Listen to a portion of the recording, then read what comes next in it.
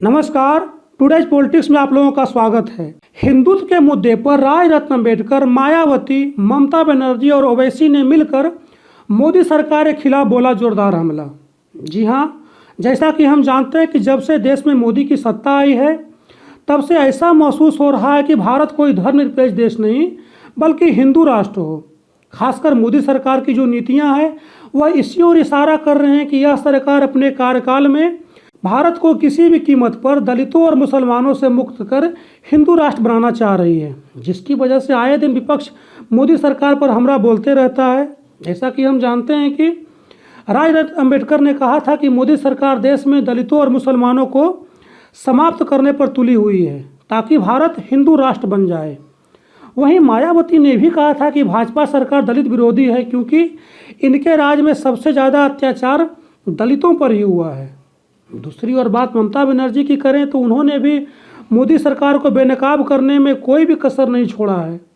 उन्होंने तो यहाँ तक कह दिया था कि मोदी सरकार हिंदुत्व के नाम पर देश के अल्पसंख्यकों के साथ शोषण पर उतर आई है और भाजपा राज में मुस्लिम समाज के लोग खुद को रिफ्यूजी जैसा महसूस कर रहे हैं। इसी कड़ी में अब ओवैसी ने भी मोदी सरकार के हिंदुत्व के खिलाफ एक बार फिर जोरदार हमला बोला है।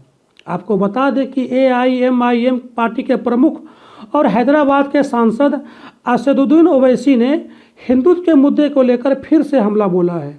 दरअसल उन्होंने सवालिया अंदाज में पूछा कि हिंदुत्व का प्रचार करने वाले, क्या आप सच में यकीन करते हैं कि यहाँ पर बहुसंख्यकों को सताया जा रहा है? उन्होंने कहा कि सच में अगर लॉजिकली डेटा को देखें तो मुस्लिमों, आदिवासी और दलित समुदाय के लोगों को भेदभाव का सामना करना पड़ रहा है और यही असुरक्षा की भावना भारत को विनाशकारी रास्ते पर ले जाएगा।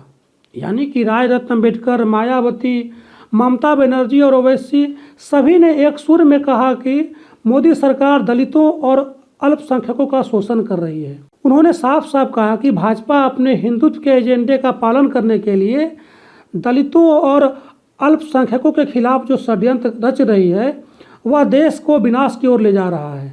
यहाँ गौर करने वाली बात यह है कि दलितों के मुद्दे पर राय रत्न अम्बेडकर, मायावती, ममता बनर्जी और ओवैसी सभी एकजुट नजर आ रहे हैं, जो मोदी सरकार के लिए किसी बड़ी परेशानी से कम नहीं है, क्योंकि ये सब ऐसे नेता हैं जो अकेले अपने दम पर मोदी सल्तनत को उखाड़ फेंकने का मादा रखते हैं।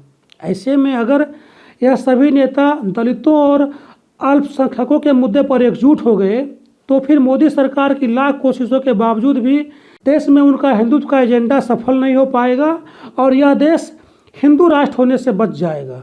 ऐसे में जनता की भी यही मांग है कि राय रत्न अम्बेडकर, मायावती, ममता बनर्जी और ओवैसी सभी एकजुट हो जाएं ताकि देश को मोदी की तानाशाही से मुक्ति मिल जाए। धन्यवाद।